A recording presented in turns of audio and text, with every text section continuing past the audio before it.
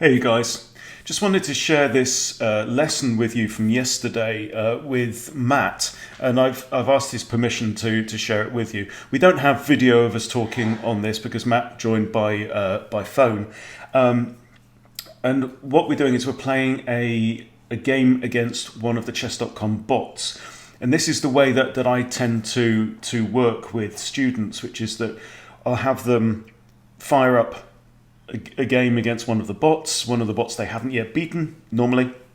And then we get to talk through all of the thought process and all of the candidate moves and everything. And what we're really focusing on in this, although we start with it's a King's Indian setup as white, we're really focusing on the something that's very important to me at the moment, which is really understanding what you're meant to be doing in the opening, what you're meant to be doing in the middle game.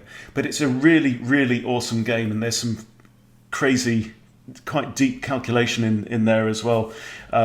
Certainly, for us at our level. So yeah, so I checked it out with Matt. He said he's fine to share it with you guys. So I think there's a heap of value in this lesson for you. So sit back and enjoy. Okay, it's recording now. Ooh. Knight a6, eh?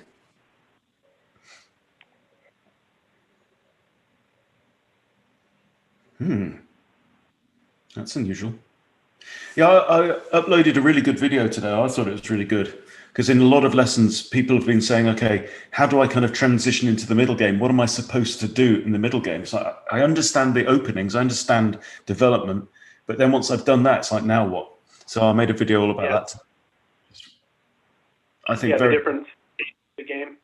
Yeah, because in a way, it's almost like a chess game starts out completely formal and symmetrical and tidy, and it degenerates. It's like entropy, this idea that it degenerates into some kind of mess. But you need to understand the way that it does that, and how to tip it in your favor or not. Okay, so this is an unusual start. But I don't see anything. Go ahead. I was going to say, I don't see anything here that would divert from my plan of going d3 and then knight over right now. So Right. Anything that you see that would be concerning here? No, not really.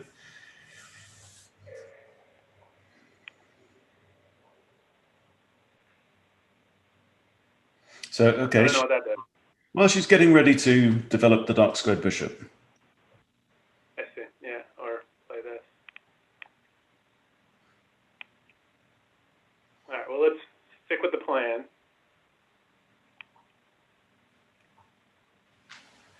Right.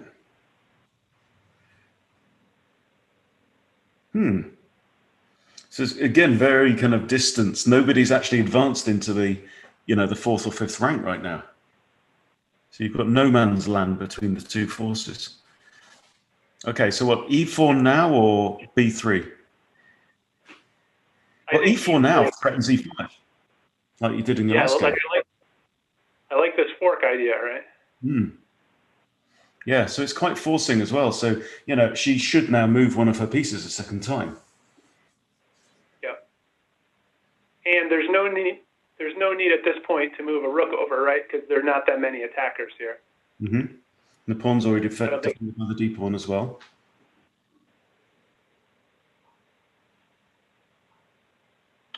Okay.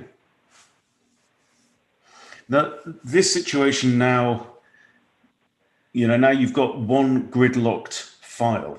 So that makes life harder for bishops in general. So now your light squared bishop and Wendy's light squared bishop are both staring at an immovable pawn.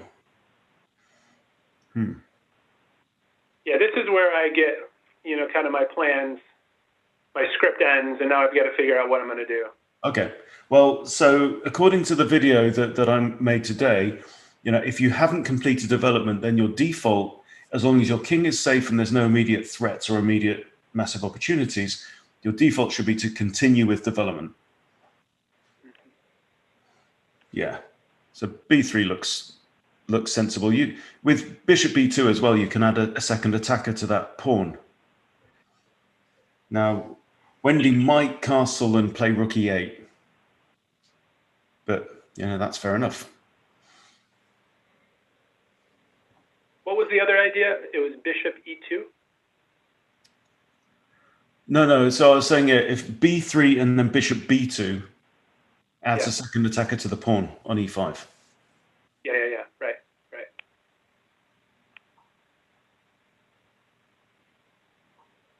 Okay, that's expected. So now when you play bishop b2, I would expect that rook to come across to e8.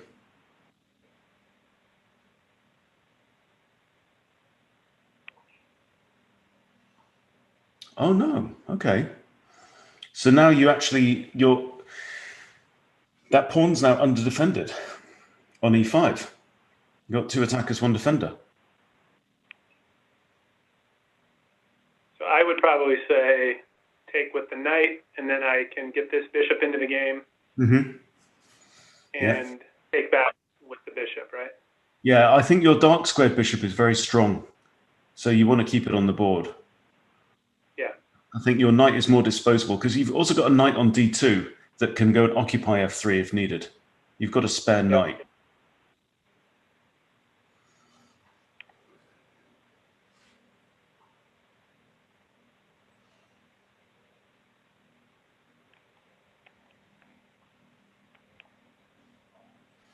And for the same reason, you've got quite a few pawns on light squares.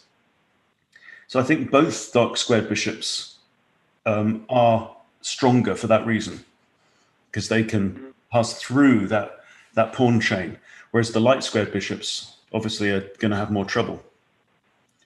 So, I mean, how would you feel about swapping your knight on d2 for Wendy's dark squared bishop?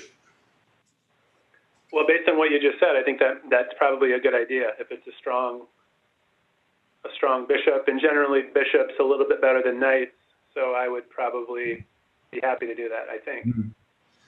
Yeah, so one option could be to push a3 and put the question to the bishop and try and prompt the bishop to exchange. It can't retreat because you can trap it if it retreats to a5. So it's really saying to Wendy, okay, well, what was the point of that move? I like it. That's one idea. I mean, c3 is another idea that would force the bishop back. And then you might think about it's kind of switching your pawns onto a dark square pawn chain, or even just pushing and gaining space. I mean, right now, you do have a space advantage in the game.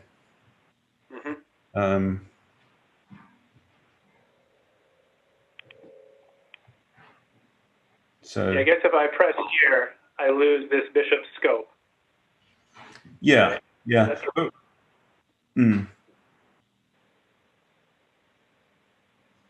Yeah, I mean, c3 now, the bishop will have to go back along that diagonal towards the rook. Yeah, because it can't go to a5 because b4 traps it. So c3 now, then you could then play c4 or just d4 and just casually, quietly just squeeze your pawns up.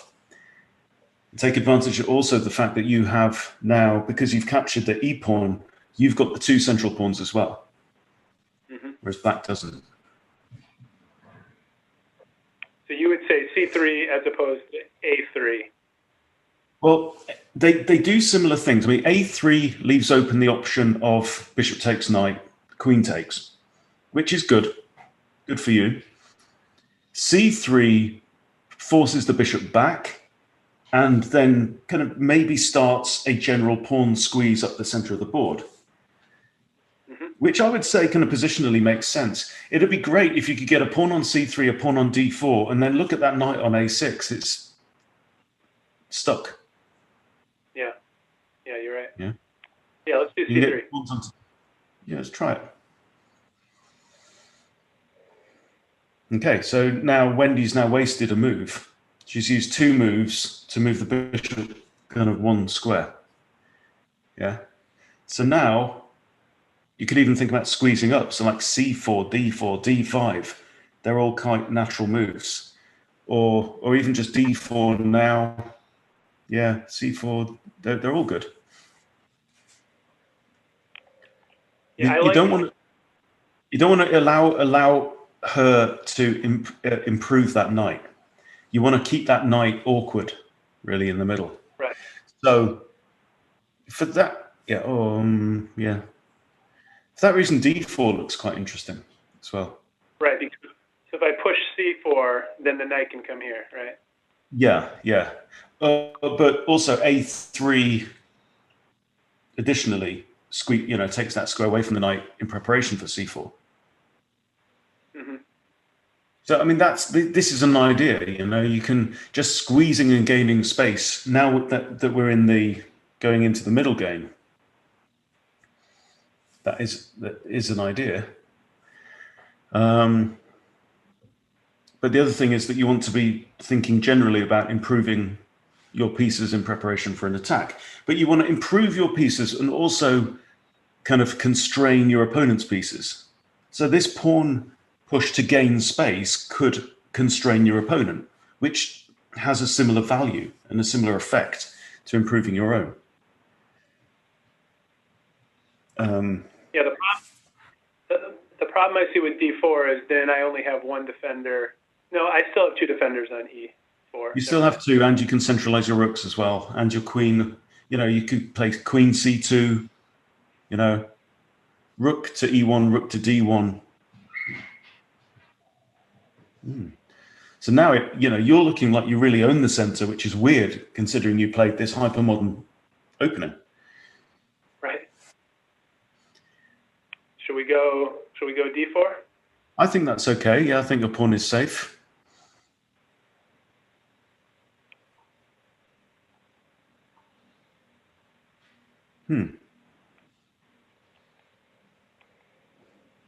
So 3 defenders of that pawn of her d5 pawn. You've got 2 attackers.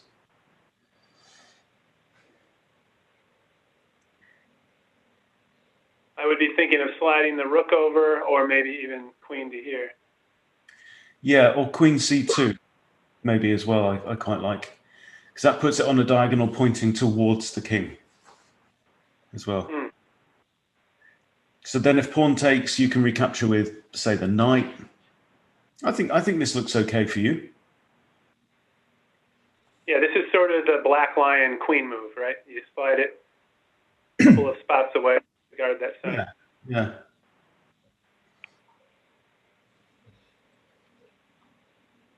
Okay. So what are you going to do? Which of your knight or your bishop do you think is the one you want to keep hold of? So your hunch is yeah. I would keep the bishop, I think, Okay. but I could be convinced otherwise. No. I think that's fine. I think that's fine to take with the knight. I like having the bishop pair. That's sort of what I'm thinking right now.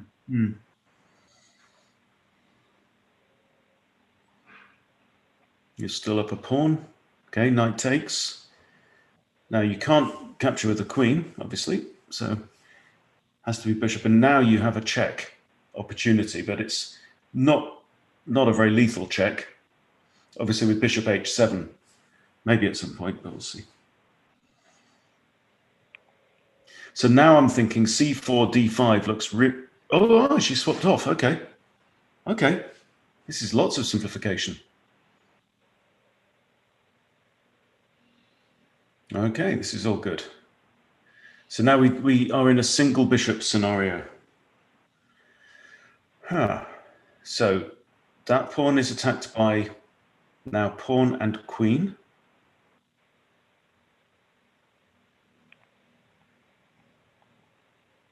So if it's black's intention to capture that pawn, what do you think would be the best way to retake?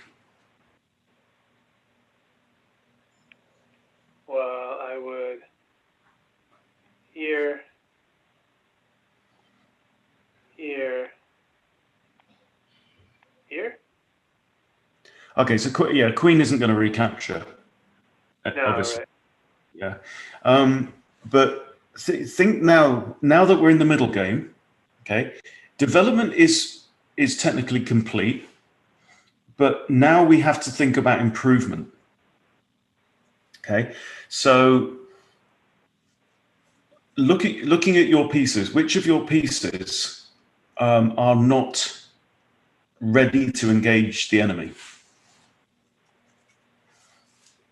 Yeah. I mean, the bishop potentially, the bishop has potential there. You could push c4, d5 at any time, and improve that bishop, and then suddenly it's staring at g7 pawn, right?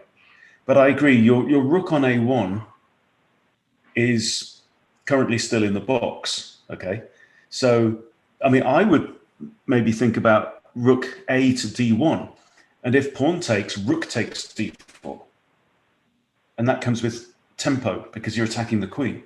You know. Yeah, I like that. Another option as well is to push d5 and continue with your your space grab. d5, then c4 to follow. Yes, it allows the knight back out because you're moving off the dark squares. However, yeah, but it also liberates your bishop, which is now like, because your bishop's in a really good spot right now, okay? Because it's in the opposite corner to your opponent's king, right? Black's bishop is very poor. And the reason is, if you look at the diagonals that that bishop is sitting on, both of them hit the side of the board. Yeah. So there's no threat there. Yeah. Yeah. So that's a really poor bishop. But your bishop could be great. So, pushing d5 now might be an idea, with c4 to follow and then improve your rook. But right now you're in the middle game. So the name of the game is improve your pieces in readiness for an attack on your opponent. So whatever you say. No one's gonna take d5, right? It's guarded. The queen's not gonna sacrifice. So let's do it. Now, what if she pushes c4? Is that okay? No, she hasn't. Now this is quite an aggressive pawn break. Now this is fascinating. Yeah, we got to take care of the queen. The queen also has the job of defending the pawn on d5. So what's the most aggressive square that you could place your queen on? And defend d5. Mm-hmm. There's one square that comes with a couple of threats and defends d5.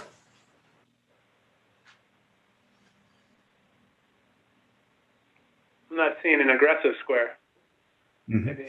Okay. Well, what I'm looking at is queen c4. Right? Queen c4 attacks the knight and also threatens a discovered attack with check. In fact, a double attack. Yeah. So if queen c4 and then you push d6 pawn, you're attacking the bishop and checking the king at the same time, which would win material.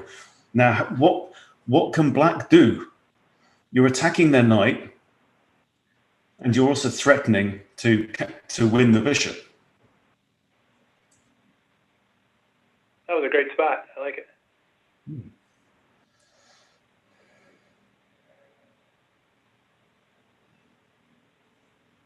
The knight is not under attack right now, so your knight can take care of itself. Also, your knight can jump to g6 at any time with a fork on the rook and bishop.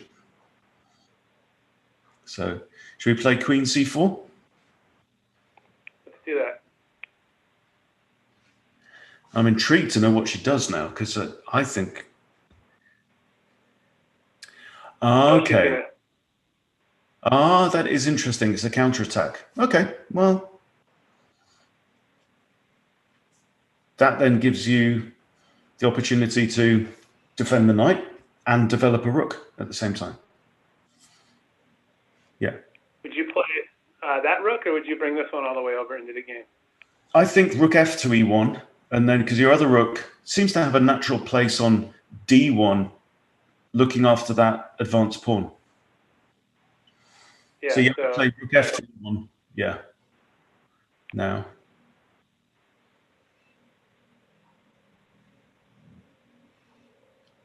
Okay, so she's retreated the knight. That's to be expected. Okay.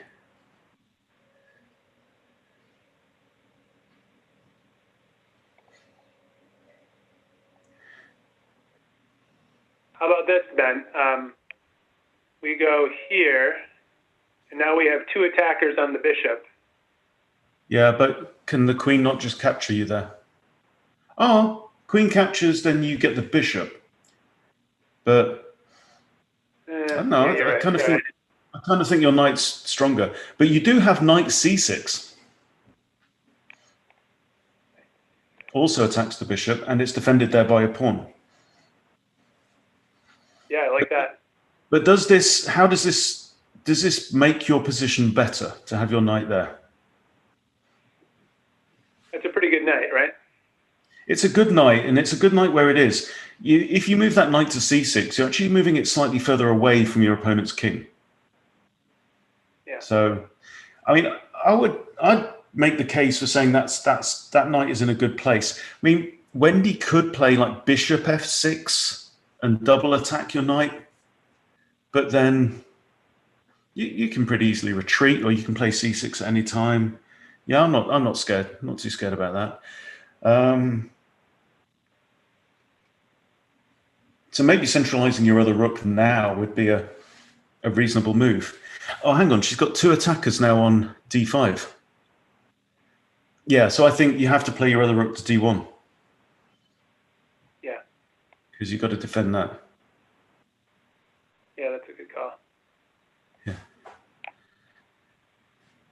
Okay, wow.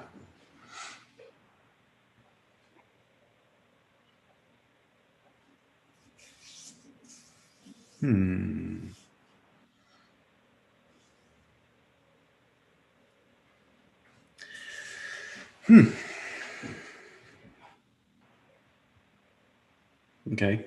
So I think now something like queen d3 is forced, isn't it? Because you've still got then two defenders on the pawn. Yeah. And there are not many other places my queen can go. I can't go here, I can't go here, I can't go here. Exactly, yeah. So anywhere else would allow Wendy to take the pawn with a knight.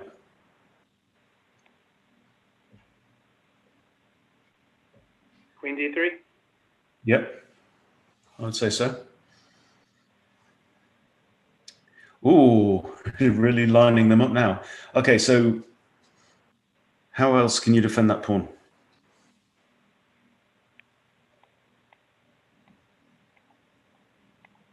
Yep, that seems to do the job. And you're also improving your bishop at the same time by vacating the dark diagonal. The dark diagonal. Sounds like something of Harry Potter. Yeah, there you go. All right, let's do that and see. Okay, so now she's run out of ideas.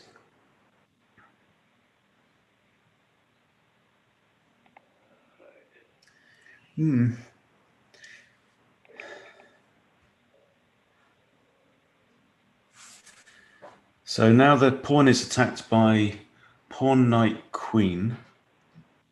Defended 3 times. No, it's not attacked. It's not attacked by a pawn at all. No, so that pawn's pretty safe.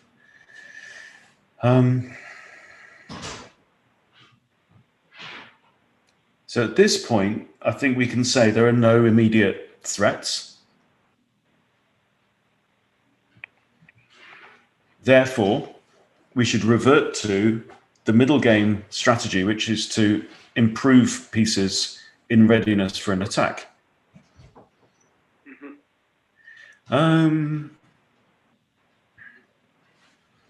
So things are pretty equal. The main imbalance in the game is that you have an extra pawn and it's on d5. Yeah, that's just the situation.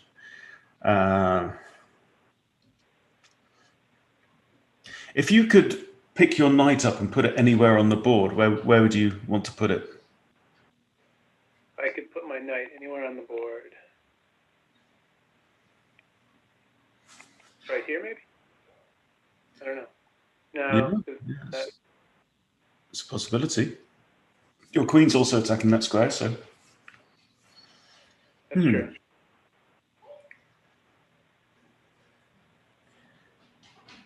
Yeah, so I mean that's just a general question that you can ask in the middle game. You know, particularly with knights, you know, because they can go anywhere. They're just a bit slow.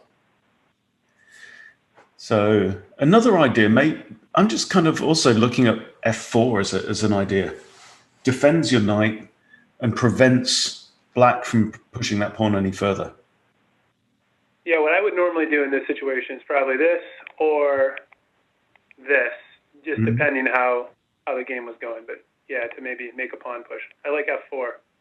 Yeah, and then one. Go ahead.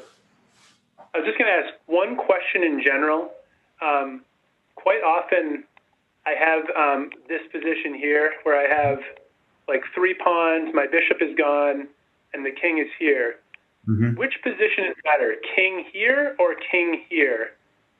Okay, well, there's a couple of considerations that comes down to what kind of minor pieces your opponent has. Yeah. Okay.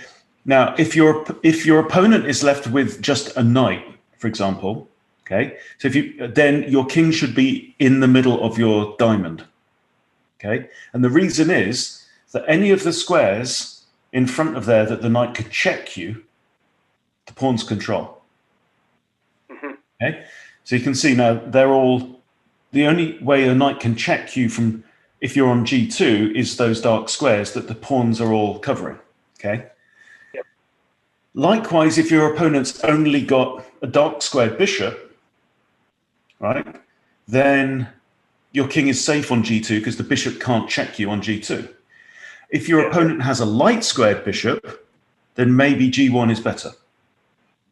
See, so it just depends what tools they've got available. Yeah, I've had situations where I've had my king up here and I've got pinned or I've got checked on the diagonal where it's had me think, you know, is it better down here? But to your point, it depends on what the other minor pieces are. That's a great point. Yeah, yeah. So really now, I think in terms of strategy, your target should be the g7 pawn somehow. So, you know, I would counsel that you need to be thinking about, okay, how can I attack that pawn?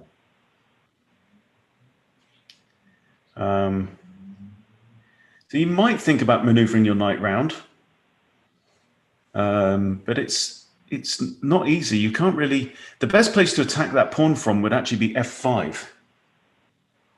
So you could think about a knight maneuver like knight f3, knight h4, something like that. Knight f3, knight h4. Yeah. Yeah. I like that. Now, here's one other thought. What about queen here and then move the knight? I know she'll spot that, but that would be mate in 1. Yeah, yeah.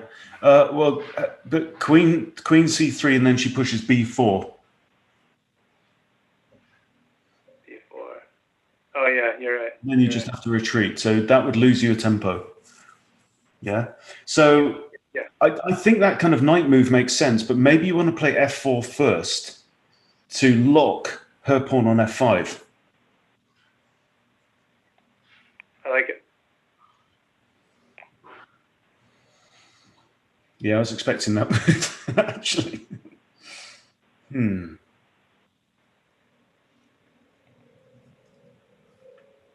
So the knight's well defended there. And this bishop is undefended if this were to move, right? So perhaps we could think about defending the bishop and improving. So what I'm thinking about is maybe lift one of your rooks, like rook d2, and then rook e2.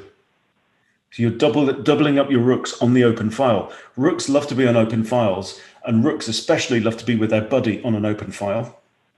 Yeah. So there, with those two moves, your bishop's defended. That's fine. Then your knight can carry on with its day. You do have to be careful. Yeah. So it's it's just small improvements. Small improvements are the way to go in the middle game. That's great. I would not have thought of that. That's a great move. Okay, so that pawn is now defending the pawn on f5. However, can you see that the king's starting to become more exposed? Also, at any time a pawn moves, it's good practice to remind yourself what has just been undefended.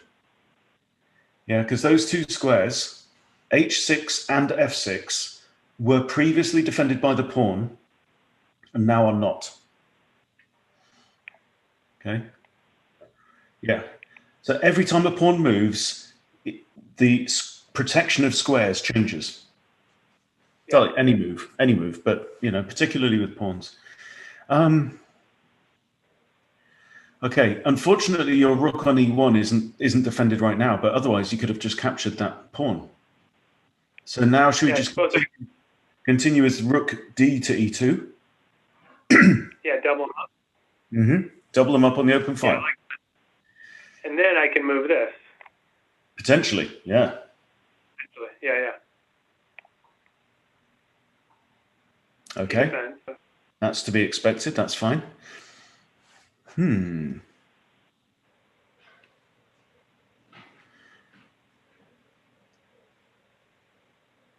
Okay. So again, we're not in a position to strike at the opponent yet. So what we should be doing is, okay, right, let's just keep cool and see if we can improve. And we can't move this knight because if bishop takes, rook defends, rook takes, check. That would not be good. Yeah. I don't know where I'd move this knight anyway, but yeah. Yeah. The knight's actually doing it. The knight's kind of the stopper in the bottle right now, isn't it? Mm-hmm. And bishop can't take because then bishop recaptures and you've got a fork on king and queen. Mm-hmm. So you're actually kind of sitting pretty right now. There's no real threats. So what you might just think about doing is just quietly improve. So even like king g2, just getting it off a dark square, putting on a light colored square, maybe king f3 to follow, maybe squeeze up the pawns, but there's no real urgency to do that. Sometimes it's just time to stare out your opponent. Just see who blinks first. Yeah, that was definitely my weakness. It still is my weakness, but especially early on, I just wanted to win every game with a checkmate at some point. And it's that's not always there, so be patient and improve your position. Yes. Patience, Luke. Impatient you are, yes? Ah.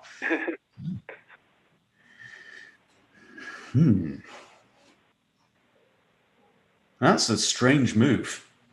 You can see, sometimes your opponent just doesn't have many good moves, particularly when you've closed down the space. The more space that you've gained, the less flexibility they will have. So that is slightly unusual.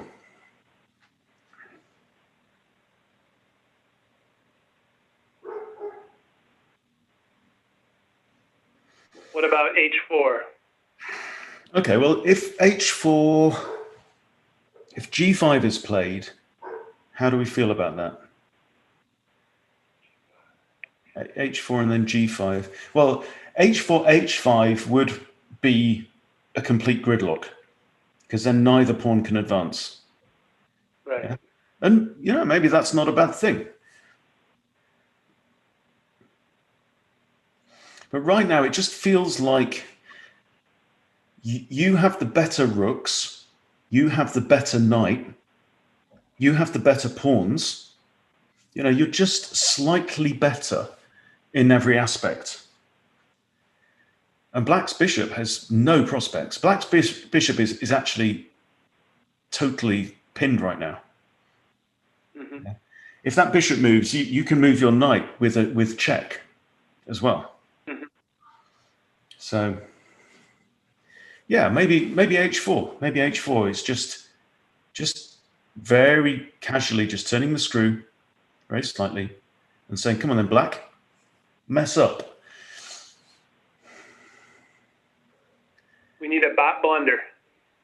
Yeah, we do. Yeah, she must be programmed to do a bot blunder soon, eh? Right.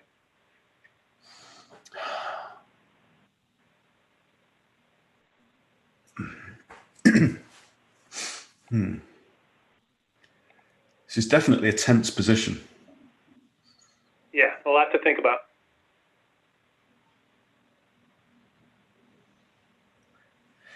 So, do you think your queen's doing a useful job right now? I feel like that queen is now slightly redundant. So we Yeah. might think about moving it across to like f3 with an idea of some punching through with the knight and the pawns or something like that. Yeah, it still has to defend this square, right? But f3 would do it. No, you don't need to defend that square because that pawn on d5 is defended by a pawn. So if knight takes, pawn takes, and she's down material, And if b5 takes c4, you've got b3 takes c4, and it's still defended by a pawn. So I think your queen is redundant there. Yeah. Right, but If knight takes, pawn takes, queen takes. yeah. So she's given up a knight for 2 pawns. Yeah. I see what you're saying. Right. I like that idea. Like another thought, Ben, would be pressing this pawn to try to open something up over here.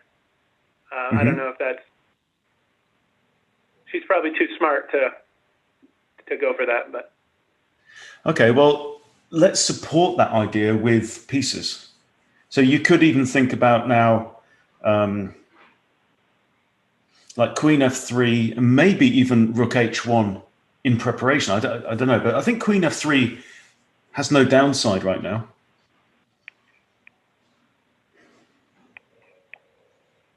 It's a fascinating. Oh, okay. So we've got the capture on there. We were ready for that. So b takes. Okay, so now stuff has opened up on the queen side. Now it's getting spicy on the queen side. All right. Okay, so she blinked, huh? She blinked. Now your bishop is defended by the rook. And there's no chance of the c pawn moving. Obviously, you've got 2 undefended pawns. c4 and a2 are undefended right now.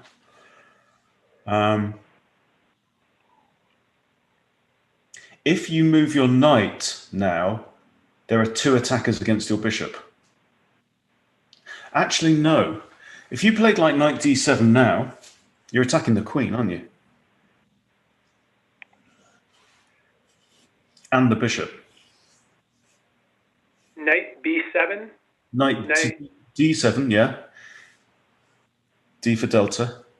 Okay. Yeah. Okay, yeah. Maybe not drop it yet, but just let's think about that as an idea. So that is a fork on the queen and the bishop. It also sets the rooks in opposition to each other, so that's getting a bit complicated. But you're attacking the queen. Okay.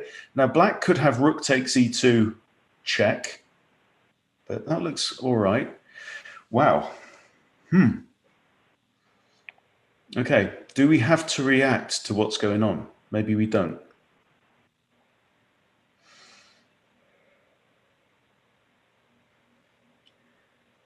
Yeah. Wow. So let's think about this. So just calculate this. Knight d7, rook takes e2, rook takes e2.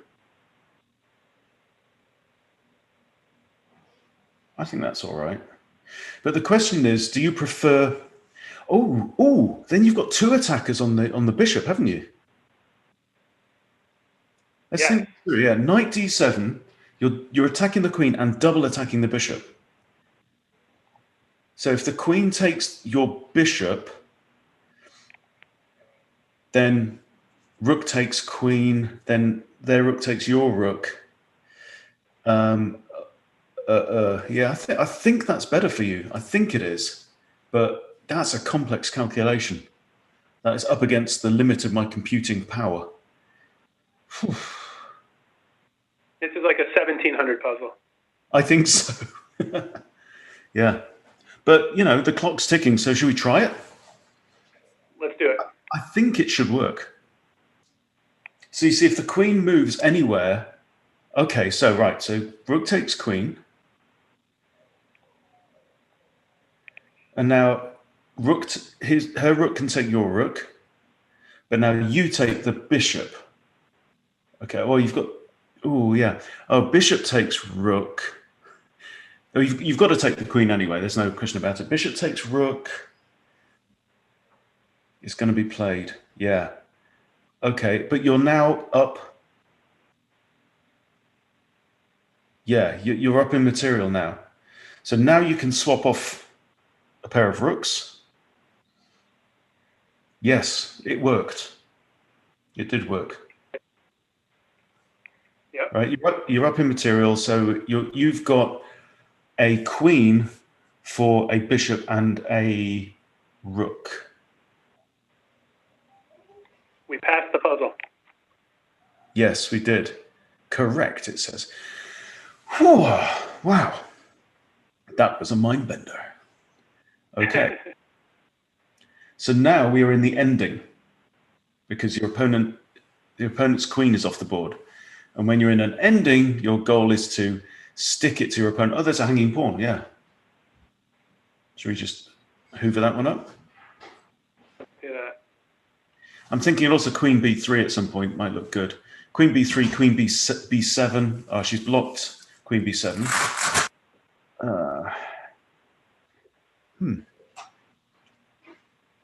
Knight e6 looks good. It's protected there. Yeah, I like 96. And feel free to, I mean, we can stop this in a couple minutes. I don't want you to have to go over. No, that's fine. That's fine. I'd like to, yeah. Knight there, and then queen b3. Yeah, that's nice because it blocks off the open file for the rook. Yeah, that's good. Yeah, Rook like b8 might be played now. Okay. So now queen b3 anyway, because it's a fork. Rook c8. Okay, so you can take the knight, or you can take the pawn. Yeah, but either way. Okay, so she's coming at you, but I think now queen c7 is looking pretty devastating. There's no way to block it.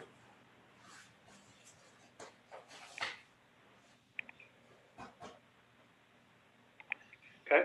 Yeah, the rook can't block if you play queen c7.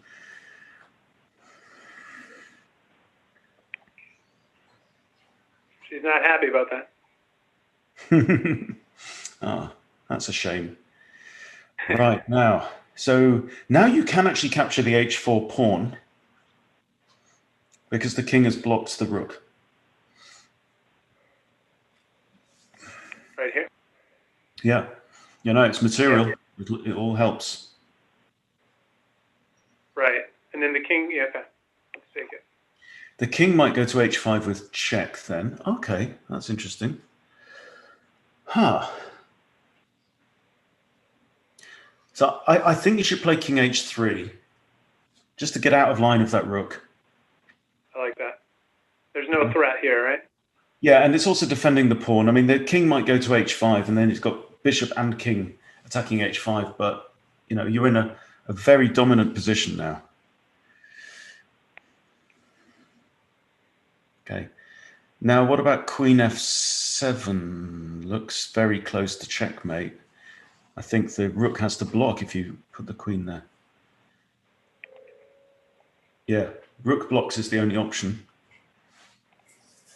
Man, you calculate fast. I like it. It's just practice. Wait. Yeah. So the only legal move, I think, is rook g6. And now, how about knight to f8 attacks the rook, which is pinned? Knight to f8 attacks the rook, which cannot move. You resign now. That's what we say. Okay? And now mate. Boom! With Whew. I love that sound. That was a good one, wasn't it? That was awesome. That is a game to replay. Yeah. It came down to that sort of crazy combination that we were able to get through. Yeah, absolutely.